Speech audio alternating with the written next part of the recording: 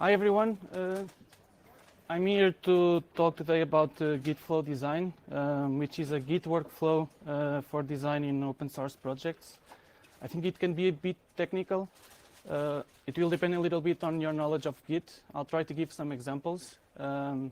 This is focused for designers or maybe for open source projects that want to increase their chances of onboarding designers into their projects and try to make it easier. Just a small overview of me. I'm Diogo. I'm a UX designer based in London. In my daytime, I work as a UX lead for PokerStars. On my free time, I contribute to the RTL app, which is a node managed for Bitcoin Lightning Network. And I've also just started contributing to the Tor project, which I'm quite excited about. And if you want to follow me on Twitter, Diogo R. Sergio, or if you want to send me any emails about today's talk, you can use that email, and the slides will be available online. So I'll just start my talk and giving a bit of an overview of the situation in designing open source projects and what my experience has been so far over the years. And this might not be true for everyone, but I think some people will relate, as it's quite a difficult process for a designer to wanting to contribute to an open source project and actually getting to do it. The whole process is a bit broken, and I think it's mostly because the separation between design and Git is where all the development happens. So there's a huge gap between designers and the development teams. And although it works, I think it's really far from ideal. And that's why we see projects having difficulties finding and establish a design team. And I think everyone will benefit from having an easier way of integrating design in their projects. And possibly having a design team, better product, happier end users. But yeah, let's have a quick look of what happens today. So usually a designer probably will start, how can I contribute to this project? Maybe they will go on the project page or even just quick browse social media. Maybe just after that, you open the project website, you try to find anything relating to how you can contribute to the project. In most cases, it will point you towards the Git repo, which is very much focused on development, which is not great. And usually there isn't any design guides or any kind of help that how you can contribute to these cases. But usually you can find a link to, let's say, IRC or Slack channel. So let's say if you really want to contribute, you'll go there. But we are already starting to introducing a lot of friction points. For example, IRC as an example, it's quite common in open source projects as a way of communicating.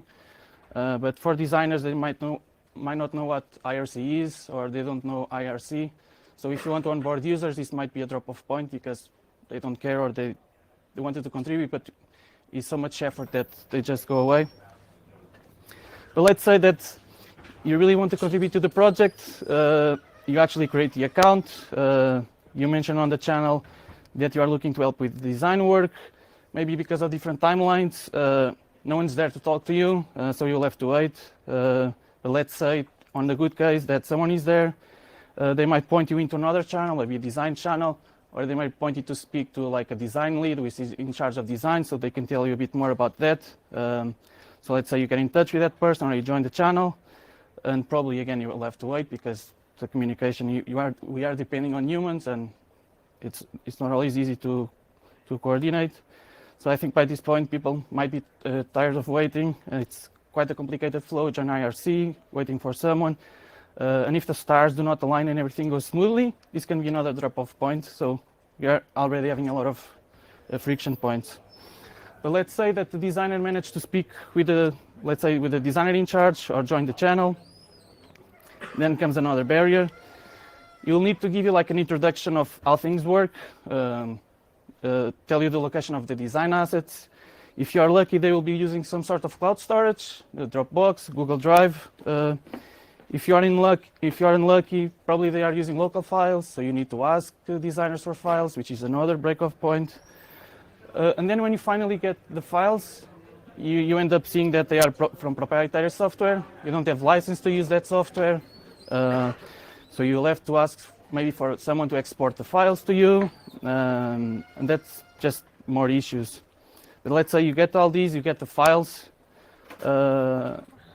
and you speak with the design manager, and you kind of think, okay, I'm set. But so you think the next step is you trying to understand how do you start.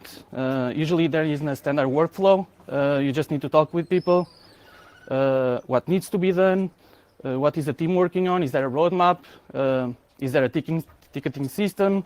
If TS is usually outside Git, so another headache. Is there any style guides or guidelines that you can use or that you can follow? What's the review process? Who does it? When does it happen? Can you see the history, all the decisions made until now about the project? So I think it's quite difficult. And I mean, there has to be a better way of doing this. And I think the main issue with this is that the design process is not self-starting.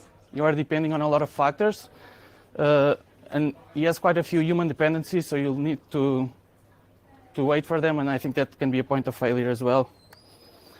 So this is what I came up with, is called Gitflow Design. I put it together when I joined an open source project, which was fairly new, and I was the first designer. So I thought it will be a great opportunity to set up a workflow that solve all the issues I was having, and I found over the years. The foundation is Git for this workflow. It's self-starting, so you don't need to wait for anyone. You can just go on the repo and read the documentation and start doing it. There's no human intervention before you can start contributing, and it's just there 24/7.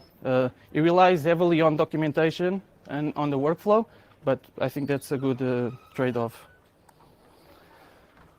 So yeah, it's basically a design repo. It sits side by side with development, which is great, but it's tailored for design. It will have everything you need to get started. You don't have to fish information or talk to a lot of people. Everything will be there. It has minimal dependencies. The workflow is documented on the repo help files. You will have contribution guides that will take you step by step on how you can do your first contribution. And everything is just there for you to start without any help. It uses open file formats, which I think is quite crucial, so that everyone can collaborate without proprietary software. Although you can still use your Sketch and Figmas, the main focus of this workflow is using open file formats, and you can do exports to open file formats from those great softwares. I think it increases collaboration between design and development, because now these two Git repositories can be linked together. And yeah, there's no gatekeepers, there's no points of failure, so just go into the repo and start. As I mentioned, it's quite fearful for designers, the word Git. Just as a quick overview, Git is a version control system for tracking changes in source code. It was created by Linus Torvalds, which is creator of Linux, and it was mentioned by him as a global information tracker. So you are in a good mood, it actually works for you, angel thing, and light suddenly fills the room. Or if it doesn't go your way, goddamn idiotic truckload of shit when it breaks, which can happen. But in this flow, we are using a quite simplistic way of using Git, so you don't use all the dependencies, so it's a bit easier. So why Git? Well, it's because that's where all the development happens, and if it's possible to be in there, I think it just makes sense. Even though it's made for source code, I will show you the benefits, how we can use it for design. It's a place for everything, files, documentation, guidelines, accessible to everyone, free to use, and development can be linked together.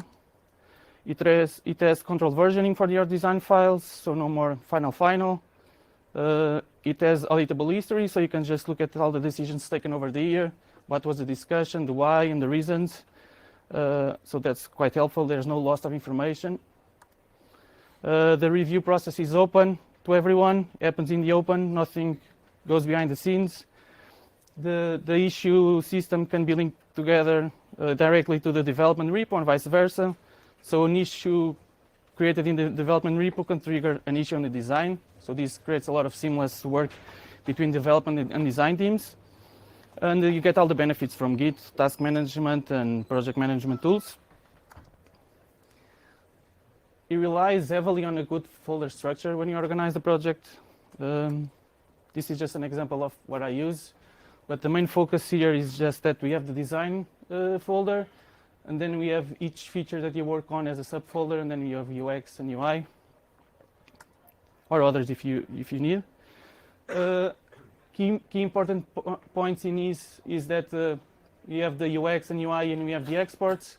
So in the exports folder, we create export images of all like PNGs of all your artboards. And this is so we can take advantage of Git image diffs. So once we start using Git, we can have side-by-side comparisons of what changed in those commits. So in this case, I changed the order of the CTAs, and we take advantage of Git functionality like having it side-by-side. You can swipe, you can see the differences, and this all comes for free. And also another important folder is the source files.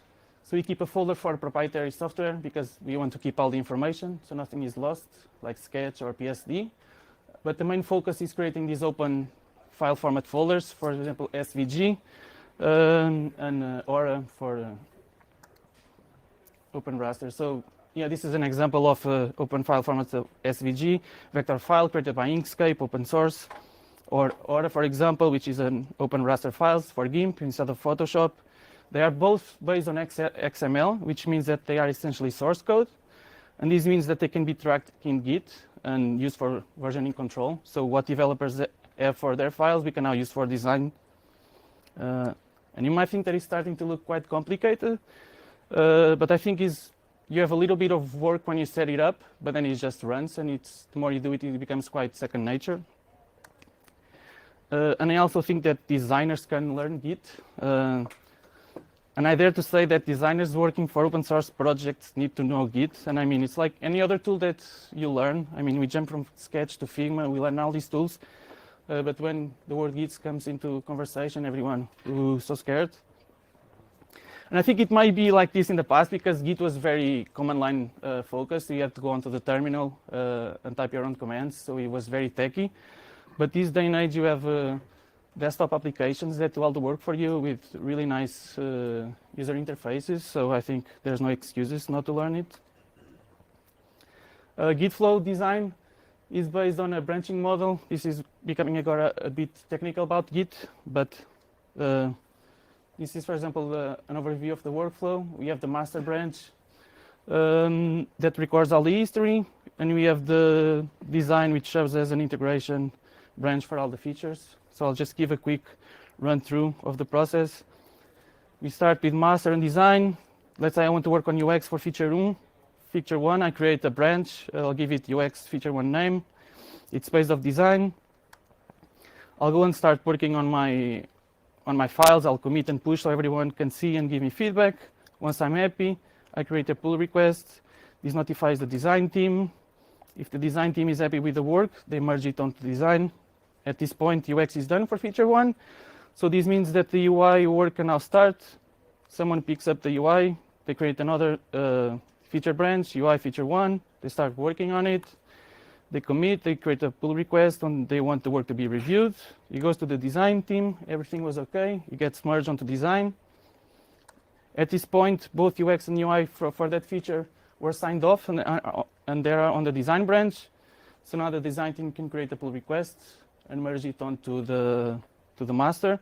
And this means that the feature is finished. So now the development team can pick it up. This is another overview, just saying that feature branches can start at any point, and then they can go up to design, but then come back to be reviewed if necessary. And these might be quite difficult if you think about branching and all these terms of Git. But I'll just give a quick example of GitHub in 10 steps. This is GitHub, which is an application for Git, but you can use any. And the user interface they have is quite nice and is easy to use it. So let's say you start the application. You want to clone a repository from the internet. You put on the URL of the repo where the Gitflow is hosted. You clone it. We have no local changes. We haven't done any work. I can see that there's branches over there, so I click on branches. You can see what other people are working on, but I want to start working on my own feature, so I can create a new feature. I give it, I'm working on UX, working on Lightning, give it the name. It's based off design. It's okay, no changes. I can see now that the Git repository was cloned onto my machine. I can go into the folder, start to create my own, and start to create my own files and working on them. If I go onto the application, it will show all the changes I've done, all the files that I've added. If I want to, when I'm ready to commit, I just give it a title, and I click commit to UX Lightning. It goes onto the Git. If you want to publish for other people to see your work, you can publish the branch, and it goes onto the GitHub website so everyone can see. Let's say you continue to work on the file. It will change. It will see the differences between the changes you've made, and this is quite beneficial. So you can see on the previous commit, I had, for example, in this example, an order of CTAs. Now I changed it, and when people are reviewing it, they can see it straight away on the application, and this is quite nice. And then when you are ready, you worked on everything you've done, and you're ready for submit the work for the design team. You just create a pull request. He opens the GitHub page. You just give it a title. You say what you've worked on, and that's it. It seems like quite a workflow, but once you start using it, this GitHub thing, you start to see that it's quite easy to do. And the more you do it, the easier it becomes. And just some things that I'm planning on working next. Using GitHub LFS, large file storage, for example, to use for those big proprietary files, which they are not tracked in Git, so they can become quite big and just make the repo explode in size. Ways of using shared master components, so we can use those across the design team, so we can share components. They don't have to redesign everything from scratch every time. And possibly using GitHub Pages to create a design system, maybe in an automated way, that it can just pick up the files from the master branch and some documentation and creates a design system automatically, and everything comes for free. And maybe also create pages for, let's say, developer end of specs, so gives you all the CSS and all that for developers.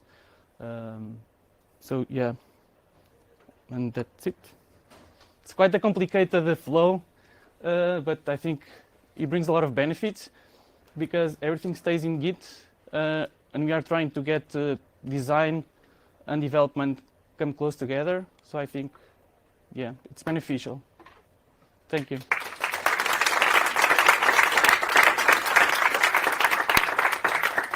have time for a couple of questions. I'm going to ask everybody to please not to leave the room until the questions are done, okay? Yeah. When you add, for example, a sketch file, it's basically like a zip file with the XML inside. So Git treats it as a binary file essentially, right? Yeah. Okay. Yeah. There's ways of. I think I might have an example here.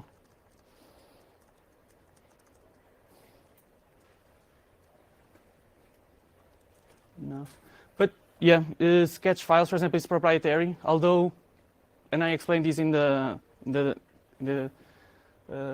repo more in depth in all these types of files. For example, sketch file can be unpacked, and inside is just JSON files basically. So you can unpack sketch files, track those, and then when you want to use the sketch file, you can pack it. Okay, but then it's an extra step that you in principle have to do by Yeah, yourself, right? I think the key point is that if you work on Sketch, you still work on Sketch. When you're finished working, you just create an SVG as an open file format and include that in the folder, and you just keep Sketch for yourself as well. I remember there's abstract, right, which does. Yeah. It's a proprietary tool, but it's interesting. Like maybe something like this. Yep. Maybe a big omission, but could be done. I use Abstract actually for a couple of projects, but as you said, it's proprietary. You have to pay for it, and it has the same issue. Happens outside Git. So developers will not be aware of what's happening, and they need to install the app, they need to create accounts, so it's another barrier. Yeah, but something around it could be built that does similar thing and maybe just, unzips and zips. Yeah, definitely. In there automatically, very useful. And this is where development teams can help out. For example, this whole process can be a nice user interface, so you don't have to rely on the desktop app. It can be more design focused. Yeah. More questions? Yeah. Thanks. From a developer standpoint, it seems to me that choosing Git is easy and straightforward when you can easily atomize a task. Is this always straightforward to atomize task and feature when you are designing? It's not easy. I think it's a trade-off, especially because we are using Git. We are trying to avoid a lot of conflicts between people working on the same project. So we kind of break it apart, and that's how we break it apart as features. So everyone works on something separate, so there's no clashes. I don't think if this answers your question. Yeah. Anything else? And I think this process can be used by designers. You can go to an open source project and kind of pitch in this. Look, let's create this for your project. You can bring a lot of designers. I'm ready to do the work, or just open source organizations that want to bring more designers into their projects as well. Yeah. I'm just curious because yeah, it looks for me like it would be like a normal usage of Git with Yeah. files, but when it comes to like SVGs, right? If there are two SVGs and there just are some images, comparing the code of them, it's not the same as comparing the code of Java or JavaScript, right? That seems a little strange, but I can see how that works here. But just another question. When you were showing a Gitflow, right, like there was a simple case, is it useful to do like a rebase once in a while or something like that to resolve conflicts, or is that something that it's, you Yeah. experience? It can become quite tricky. This is where you need to have a lot of knowledge in Git. In this example, in the Gitflow, I try to keep things easier as possible for designers to kind of jump in. I think as once they start adopting the project and working on it, and by working with Git daily, they start to learn more and more. Possibly they leave the Gitflow desktop app and use the command line, and they start to learn a bit more. But yeah, it's quite tricky, especially with clashes and conflicts between files. Yeah. I think in this kind of files, you just keep either one or the full file, either one version or the other. Yeah. I think actually it's with abstract class. Yeah. More or less. Yeah. You just don't resolve conflicts. Although those open file formats like SVG and Nora, they are based on XML. If you are not using any bitmaps inside, which can be useful, if it's just vector files, it can work quite nicely. You can even change you can see the differences in code. For example, I changed the font, and you can see that the font changed there. So it's just a piece of code. But yeah, it's tricky. But if you keep it simple, I think it's useful. Yeah. And then we can go from there. I think it's changing the mind of designers that Git is not that hard, and we can jump in and be side by side with development. And after that, we can start building on top of it. Kind of need to leave it here. Please thank our Yeah. speaker again. Thank you.